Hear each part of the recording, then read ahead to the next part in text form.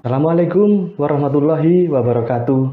Sahabat-sahabat semua dimanapun Anda berada, terima kasih telah mengunjungi channel kami, Umar Mojo Official. Semoga panjenengan semua dalam keadaan sehat walafiat.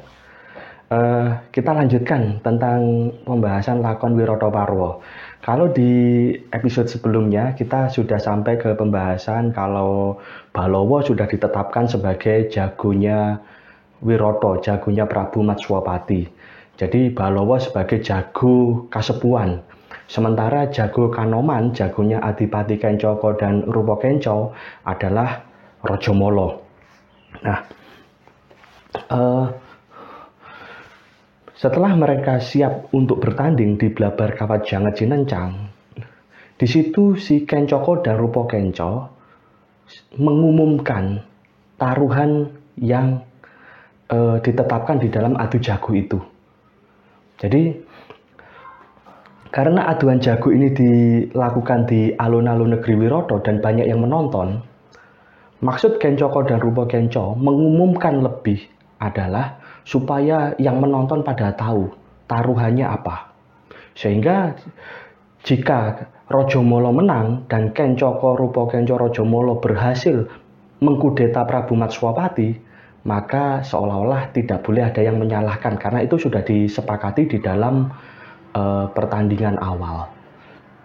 Jadi disampaikan bahwa siapapun jago yang kalah, maka rajanya dinyatakan kalah. Jadi jika Rajamala kalah, maka Kencoko dan Rupo Kenco akan menyerahkan Kadipaten Kanoman kepada pemerintahan pusat Prabu Matswapati. Sebaliknya, jika Balowo yang kalah, maka Prabu Matswapati beserta seluruh keluarganya harus hengkang, harus pergi dari Wiroto. Burmanuk, tidak boleh membawa apapun dari negeri Wiroto. Jadi terusir dari negeri Wiroto. Jadi ini nggak main-main. Jadi pertarungan Balowo dengan Rajamala ini bukan hanya pertarungan hidup dan mati, tapi mempertaruhkan martabat, mempertaruhkan langgeng tidaknya Prabu Matswapati menjadi raja di Wiroto. Nah, singkat cerita, pertandingan antar dua tokoh ini berlangsung dan di pertandingan awal, di peperangan awal itu bisa dinyatakan imbang. Juga ada perang Godo tentunya, namun Jagala Bilowo sempat terdesak karena Rajamala itu nyokot atau gigit. Jadi Rajamala itu ada watak butone, ada watak raseksone gitu. Lebih-lebih dia muridnya Begawan Maruta seperti Jarasandha Kangsa gitu. Jadi ada karakter dia itu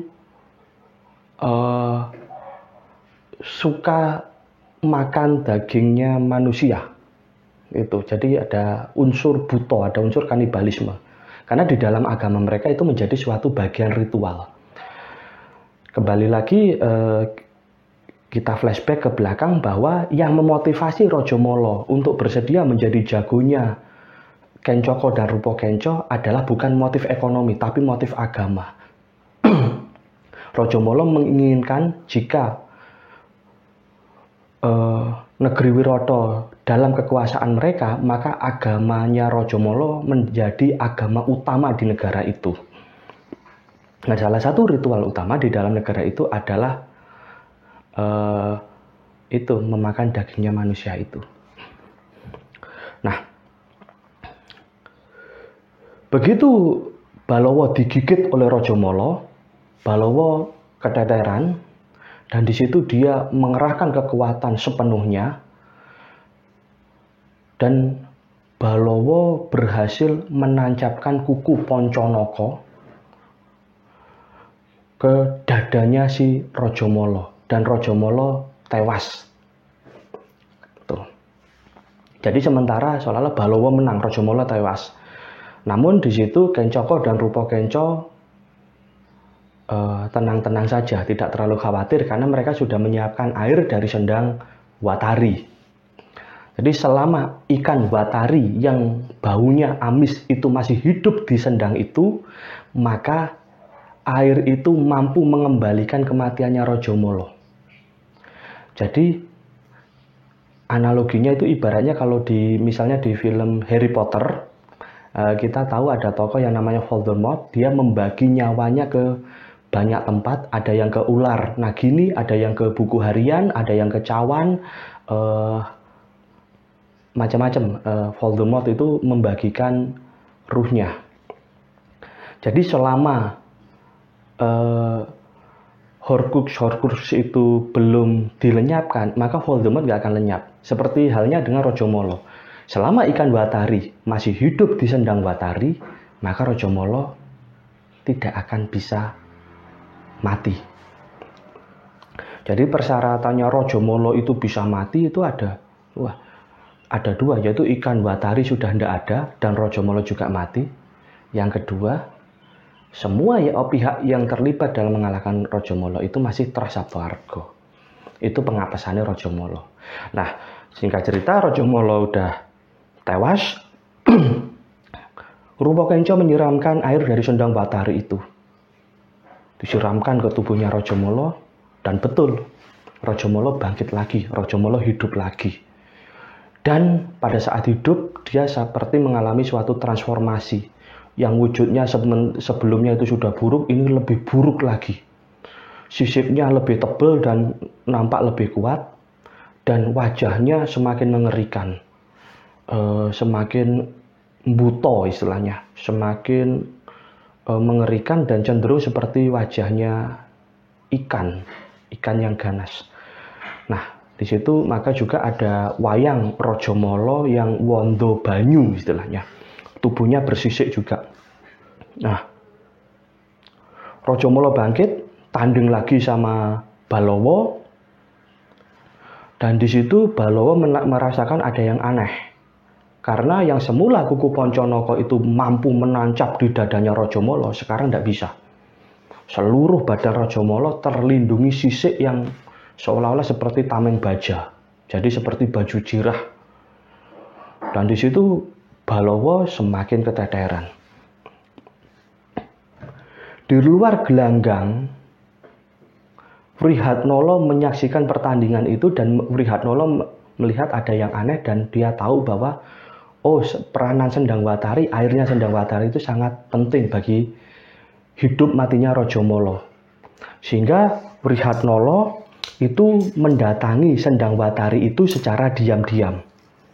Untuk wayang Wrihatnala itu sebenarnya tidak ada wayang khusus. Terkadang dalang itu menggunakan wayang permadi seperti ini.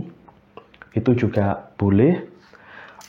Menggunakan wayang Janaka Sampur seperti ini. Janaka pakai selendang seperti ini. Ini saya kira juga masih sah-sah aja. Masih wangun, masih pantas gitu. Selama wayangnya itu ya wayang Janaka, ya mirip seperti Arjuna gitu. Jadi menggunakan ini oke, atau menggunakan wayang permadi seperti ini kalau di Pakeliran itu juga oke. Tidak masalah. Nah,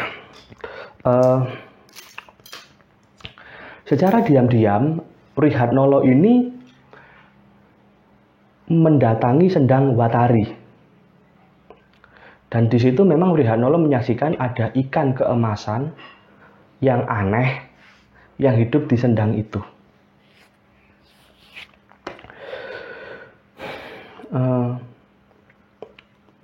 Kemudian gini, Wrihatnala berpikir bagaimana caranya menghancurkan ikan tersebut atau menjadikan banyu sendang ini sudah tidak memiliki daya kehidupan bagi Rajamala. Nah, Wrihatnala atau Arjuna atau Janaka yang sedang menyamar ini ingat bahwa dia memiliki pusaka panah sakti yang memiliki daya api.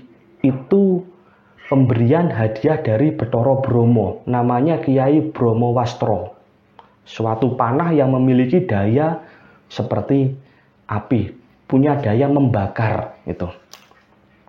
Nah, kalau panahnya yang lain namanya Pasupati itu diperoleh di lakon Arjuna Wiwaha. Pasu itu artinya racun atau sesuatu yang sangat mematikan, sedangkan pati itu artinya raja atau ratu. Jadi ratu-ratune permasalahan itu bisa diberantas dengan Pasupati. Nah, namun di lakon ini adalah yang digunakan adalah Kiai Brahmawastra karena pusaka panah itu memiliki daya seperti api. Dan Wrihatnala memanahkan panah itu ke dalam sendang watari. Jadi sendang watari itu dipanah dengan Kiai Brahmawastra dan di situ air sendang menjadi seperti mendidih dan ikan watari mati. Itu. Nah, kembali ke Blabar Kawat Janget Cinencang atau ring pertandingan antara Rajamala dan Balawa. Pada saat Balawa terdesak oleh Rajamala dan juga baunya Rajamala di pertarungan itu juga sangat amis, sangat istilahnya menjijikkan. Dan di situ Rajamala tampak di atas angin lah istilahnya, merasa kemenangan itu sudah pasti gitu. Dan di situ dia tertawa terbahak-bahak dan dia menengadah menyombongkan diri gini. Dan pada saat menengadah itu karena tubuhnya juga sudah berubah, bertransformasi, yang semula itu sekitar leher itu tertutup rambut oleh jenggotnya si Rajamala kan sekarang menjadi tertutup oleh sisik-sisik gitu. Pada saat menengadah gini nampak oleh Balawa bahwa ada satu titik di leher bagian atas yang tidak terlindungi oleh sisik. Jadi seperti sisiknya copot. Ya, untuk membayangkannya, bayangkan seperti naga Smaug di Lord of the Ring atau di Hobbit khususnya di buku karyanya Tolkien atau di film Hobbits. Di situ ada naga Smaug kan ada sisik yang copot. Nah, ada sisik yang hilang. Sehingga titik itu walaupun titiknya sedikit, jika bisa dikenai oleh sesuatu yang tajam, maka itu akan menjadi titik lemah. Dan Balawa melihat itu. Dan hilangnya satu lempeng sisik di lehernya Rajamala ini ada kaitannya dengan lakon dulu pada saat Prabu Gajah Suro tanding sama Rajamala dan di situ kewalahan dan Gajah Suro ditandingi lagi oleh Raden Setotama dan Gajah Suro tewas, Setotama juga gugur. Jadi di situ sambyuh. Jadi ada kaitannya dengan itu. Nah, Balawa melihat ada celah itu. Dari sisi kekuatan bisa dikatakan Balawa atau Werkudara itu lebih kuat. Namun dikarenakan badannya Rajamala itu sudah tertutup sisik, sekuat apapun atau setajam apapun kuku Pancanaka tidak mampu menembus sisik itu. Nah, akhirnya Balawa itu mengerahkan kekuatannya semaksimal mungkin untuk memiting Rajamala, dan pada saat memiting istilahnya menjadikan Rajamala itu dikunci, tidak bisa gerak gitu. Nah, pada saat itu kuku Pancanaka ditancapkan di lehernya Rajamala di tempat yang tidak terlindungi oleh lempeng sisik itu, tembus sampai ke otaknya Rajamala. Dan di situ Rajamala tewas. Begitu Rajamala tewas, Kencaka dan Rupakenca ya merasa tenang ya. Dan Rupakenca mau menyiramkan air sendang watari yang baru dia ambil dari sendang watari itu. Seperti sebelumnya, begitu disiram itu kan Rajamala bisa hidup. Namun sekarang begitu air sendang itu disiram, tubuh Rajamala itu langsung terbakar. Air itu menjadi bara api yang membakar badannya Rajamala. Bukannya Rajamala hidup, Rajamala hangus bahkan sampai protol, istilahnya sampai terlepas-lepas tulangnya kan terbakar dan lenyap menjadi abu. Di situ kaget Kencaka marah kepada Rupakenca. Loh, apa nggak salah ngambil airnya? Oh, enggak salah. Memang air sendang watari. Loh, kok bisa kayak gini? Di situ Rupakenca menjelaskan kepada kakaknya Kencaka bahwa, loh, sebelum pertandingan ini Rajamala itu berpesan bahwa dia memiliki pengapesan. Yang pertama, Jika sendang watari itu rusak, artinya ikan watari sudah mati, tidak hidup, dan yang membunuh ikan watari itu adalah Trasaptawarga, dan yang menjadikan Rajamala tewas juga Trasaptawarga, maka di situ dia apes, dia kalah juritnya. Wah, di situ Kencaka berpikir, loh kalau gitu Balawa apa Trasaptawarga? Nggak mungkin lah. Siapa dia gitu? Gitu. Trasaptawarga itu terahnya Begawan Parasara. Atau terahnya Begawan Abiyasa. Jadi Parasara punya anak Abiyasa. Nah, itu. Jadi keturunannya Parasara, keturunannya Abiyasa, anak cucunya itu disebut Trasaptawarga. Nah, di sini marah Kencaka Rupakenca dan hendak mengejar Balawa. Jadi jagonya sudah kalah, botohe sing maju. Botohnya itu yang maju perang. Kencaka Rupakenca ngejar Rajamala mau ngejar Balawa, mau nyerang Balawa mereka itu. Mereka tidak menerima kematian atau kekalahannya si Rajamala.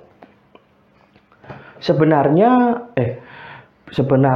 Balawa itu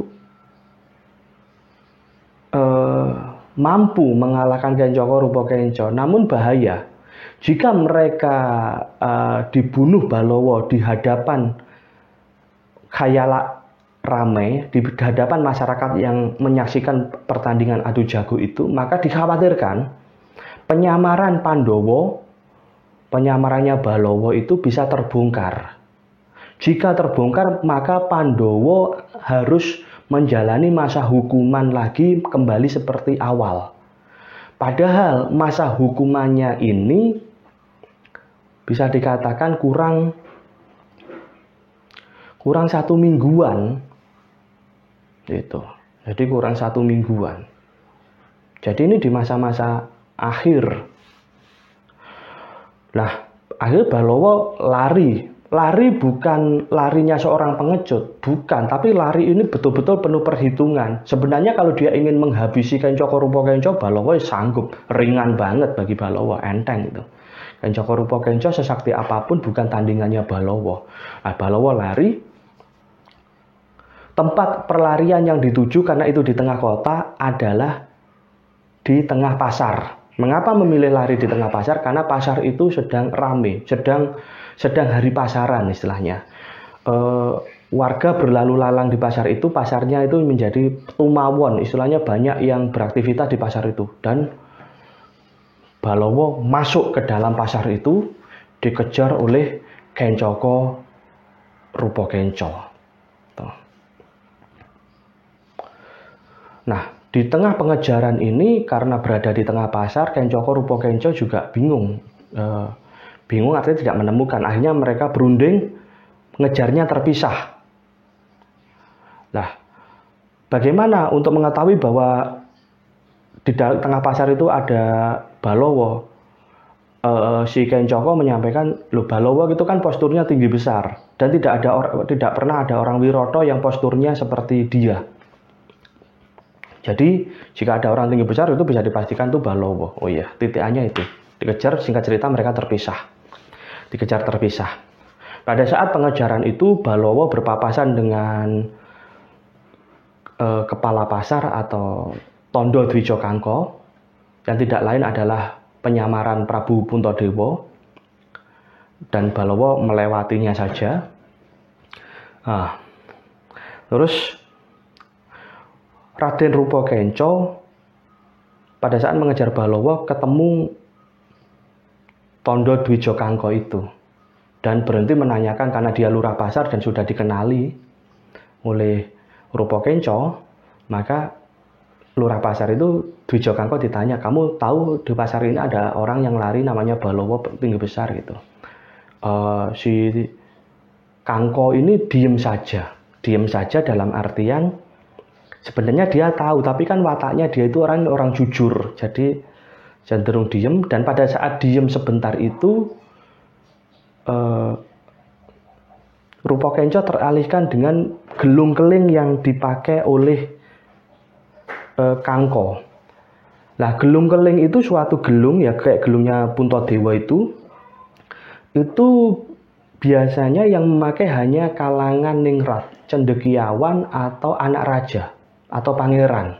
Selain itu tidak diperkenankan sebenarnya memakai gelung keling. Sehingga Rupa Kenco marah, loh kamu itu hanya lurah pasar kok pakai gelung keling. Ayo copot. Kangko tidak mau mencopot dan tidak mau beralasan apapun untuk untuk membenarkan perintahnya si Rupa Kenco. Dan Rupa Kenco terus mendesak, jika sampai menghunuskan pusakanya, kerisnya, jika tidak mau mencopot maka lehernya Kangko yang akan dipotong. Kangko yang akan dibunuh karena dianggap melecehkan kalangan ningrat. Wong lurah pasar, hanya kepala pasar kok pakai gelung keling. Ini seperti kasta rendahan menyamai pangeran. Nah itu. Akhirnya Kangko menyampaikan kenapa dia tidak bisa mencopot gelung keling itu, mengudari gelung keling itu. Karena gelung keling itu adalah pemberian ibunya. Jika dia mengudari gelung itu atau mengurai rambutnya tidak gelung keling, maka dia akan mengecewakan ibunya. Lebih-lebih orang tua satu-satunya yang masih hidup itu adalah ibunya si Kangko. Alasan itu menjadikan Rupa Kenco tidak suka. Dan akhirnya Rupa Kenco hilang kesabarannya, menghunuskan pusakanya ke Kangko, dan di situ timbul keanehan, ada suatu aura kewibawaan yang sangat besar dan tidak ada tenaga atau Rupa Kenco seperti dilolosi, seperti hilang kekuatannya dan dia jatuh pingsan di situ di hadapan Kangko. Jadi kalah Prabowo itu.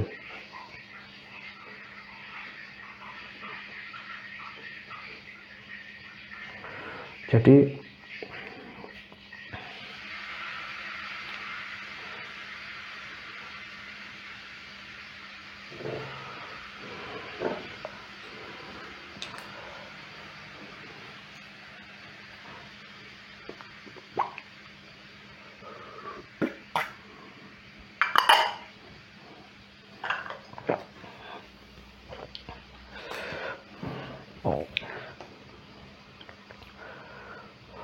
dan setelah siuman dari tidak sadarkan diri itu, dan itu di tengah pasar ditonton oleh banyak orang menjadi kerumunan, begitu sadar dia mau menyerang lagi Kangko dan jatuh lagi, dan di situ disaksikan oleh banyak orang dan dia menjadi malu karena itu menjadi tontonan di depan umum di tengah pasar. Singkat cerita, Rupa Kenco malu dan meninggalkan Kangko. Nah, lain dengan Kencoko yang juga mengejar Rajamala tadi. Dia mengejar sampai berada di sisi selatan benteng Keraton Wirata, dan di situ dia melihat ada wanita yang sangat cantik, dan Kencoko menghentikan wanita itu, dan begitu wanita itu dihentikan berhadapan dengannya, dia mengenali wanita itu karena wanita itu adalah abdinya Dewi Utari, abdinya putrinya Prabu Matswapati yang bernama Dewi Utari itu. Nah, perempuan itu adalah abdinya yang bernama Sailindri. Di situ Kencoko merasa jatuh hati kepada Sailindri, dan Kencoko mengungkapkan hal itu terang-terangan. Nah, Sailindri itu kan sebenarnya Dewi Drupadi yang sedang menyamar. Nah, tentu itu kan harus ditolak. Namun bagaimana menolak secara halus? Di situ Dewi Drupadi itu atau Sailindri itu beralasan bahwa sebenarnya dia sudah punya tunangan. tunangannya bukan manusia, tapi Gandharwa atau makhluk halus. Itu sebenarnya cerita karangan. Yang supaya Dewi Drupadi bisa lepas dari Kencoko. Namun mendengar itu Kencoko bukannya mundur, malah mendesak. Oh, nggak apa-apa, kamu punya tunangan Gandharwa. Mana tunanganmu? Nemuin aku. Aku akan bilang bahwa kamu bukan miliknya lagi, kamu akan menjadi milikku gitu. Nah, seperti itu, Dewi Drupadi didesak. Ya karena dia kan satu seorang wanita, yang kedua dia tidak ingin penyamarannya itu terbongkar.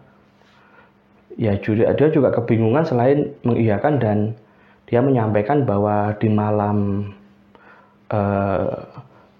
di setengah malam mereka bisa bertemu dengan pacangane atau tunangane atau pasangannya Sailendri itu. Tempatnya di mana? Di pojok benteng selatan timur Keraton Wiroto.